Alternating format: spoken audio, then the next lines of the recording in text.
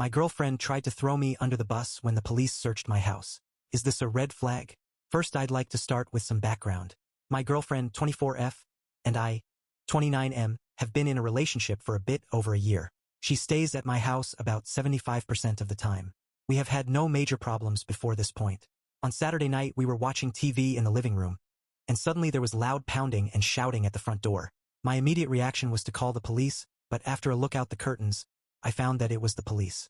At this point, I was extremely confused. I don't sell, manufacture, or use drugs. I have no firearms in the house. I do nothing illegal online. I don't even pirate Game of Thrones. I had no idea why they might have a reason to be knocking on my door on a Saturday night. I opened the door and they immediately asked for permission to search the premises. I asked why they would think that was necessary, and they wouldn't answer. In turn, I refused to give them permission. My girlfriend repeatedly said I should cooperate. I said no, and told them to show me a warrant if they want to enter the house. They then informed me that they had probable cause and were searching my place no matter what I thought about the situation, and that their asking was only a formality. The first thing they did after entering my house was pull my girlfriend and I into separate rooms and begin questioning us. I kept demanding they show me a warrant, but apparently warrants aren't even a thing anymore because probable cause can be literally anything when your local PD is backwater and shitty enough. I refused to answer any questions. I told them I wanted a lawyer if I was under arrest. I repeated that I did not consent to any searches of my property and repeatedly asked what their probable cause was, that there was nothing readily apparent, thank you Breaking Bad, and that they had no right to strip me of my privacy. My girlfriend, on the other hand, talked a lot. I didn't hear much because she was in the next room, but I overheard her say this: "You should check the backyard shed. I've never been in there before and I can't say what's in it." At the time I could only think, what the fuck is she doing? Well, the police checked the shed and found nothing. Again, I'm not a criminal. And an hour plus hundreds of questions later left. At that point I asked why in the world she would try to help them find criminal activity in my house. And she could only answer that she panicked and didn't know what to do. I don't need legal advice. My mother is a paralegal and knows a lot of good attorneys. She's furious about the police conduct, and she doesn't even know what my girlfriend said to them yet. I'm incredibly angry at my girlfriend for saying something so unbelievably moronic, but all she can respond to me with is, "I panicked and didn't know what to do."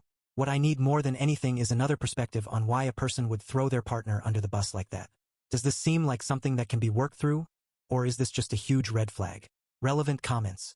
Damn, this sounds super weird. It does, however, kind of depend on what they told her. If they'd said something like, "We believe he has X in the house, and if we find it without you telling us, you'll be in trouble too." Now, I'd be disappointed if anyone I knew, loved, and respected ratted me out to the cops, especially if I hadn't actually done anything wrong, but it really does depend what they said. As per your description, they don't sound like the best police force in the world. They could have said literally anything to her. Some people also turn to jelly when they see blue lights and a shiny badge. I have a friend who had a 20 bag hidden in his boxers and was stopped by the cops, asking for directions. Instead of just giving them the direction and moving on, he owned straight up to having the 20 bags. Don't automatically assume she knew she was ratting you out or even thought about what she was doing. Opie, this is what I honestly have in mind now. I can't buy that she was malicious. It really seems like she was just scared. Comment. Dude, look in your backyard. Maybe she planted something there for them to find. Opie, don't worry. The shed is clear. Comment. Why the hell does everyone assume she called? You people are all gonna break your arms reaching that far. I really wish people would comment based on the actual story, rather than making up extra parts because it sounds more exciting in their heads. Maybe she did and maybe she didn't, but there is not one damn thing in the original post to give any indication she called the police. Opie. Yeah, I think if she wanted to frame me, there would be 1,000 easier ways than calling the police and then sending them in a wild goose chase into a shed with rakes and shit. Comment. Did you ever find out what they wanted? Or even if they had the right house? Opie. Not a clue. I'd ask a lot of questions, but I don't want the cops in my area to start harassing me. Update. Hey everyone. Due to legal reasons and other life obligations, I decided against updating my opening post until it was safe to do so. I got a lot of incredibly useful information and advice from it, and for that I am truly grateful. I will link that post below, but in lieu of the new rules, I have created a new account for this update. I will respond to this with my old one just to verify my identity. 1. My girlfriend and I aged a year. I am now 30 and she is now 25. This was about as much as could be expected. 2. The tip that the police received did not come from my girlfriend. This was a giant clusterfuck. About a year before I met my current girlfriend, I was sort of kind of seeing a 35-year-old woman. Our relationship was primarily physical in nature, but she wanted me to drop everything and move in with her. Just about everyone I knew was telling me that there was something off about her, but I thought they were judging her for her age. Then one night when we had a fight she chugged half a bottle of cognac and I had to call an ambulance because she was completely unresponsive. I ghosted her after this and had to ignore her pounding on my door several times.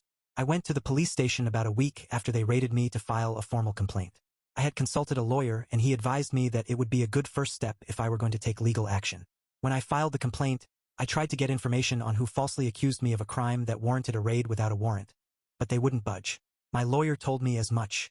6 months after the raid, I heard through the grapevine that my ex-FWB GF called the police to inform them that I was cooking crystal meth in my basement. I only learned about this because a mutual friend who my ex had recently confided in spilled the beans. I figured out soon thereafter that she had seen me with my current girlfriend somewhere, and decided I must have been cheating on her when we were still together. A year earlier, she exacted her revenge by getting me swatted. I went to the police station to file a report against her, but the person at the front desk essentially laughed me out of the building. When I consulted my lawyer, he told me that it was pointless to even bother. Maybe with a better PD and in a better city. 3. I was advised against trying to sue the PD. More specifically, my lawyer told me that I could sue if I wanted, but that if he were me he wouldn't. When I asked why, he said that usually if you can prove the unwarranted search was racially motivated or based on prejudice or corruption, you could possibly win. But the police screwing the pooch was generally a weak reason. Again, maybe against a better PD in a less backwards region. 4. My girlfriend talked because of previous bad experiences. I forgave my girlfriend for over-talking to the police. Many people in the original post were entirely pitchforks up or even suggesting that she called the police, and I understand why. Some people went kind of over the line and suggested that she may have planted evidence. But some were explaining that there are people who simply freeze up with the police. Knowing her, I thought this must be the case. Months after the incident, my girlfriend sat me down and let out that a police officer had molested her when she was in her teens during a routine traffic stop. He decided she needed to be searched, and used it as an excuse to feel her up. I was horrified. Before you ask, yes, I received her permission to post this detail honestly, and when you read this post, I love you so much. 5. We moved. We moved out of Buttfuckville. We live in a larger city now, and coincidentally my parents also had a reason to move here too. Her parents are originally from elsewhere in the country, but we are closer to them now too. One last little happy note is that we are getting married next year, and we are both incredibly excited about starting our lives together.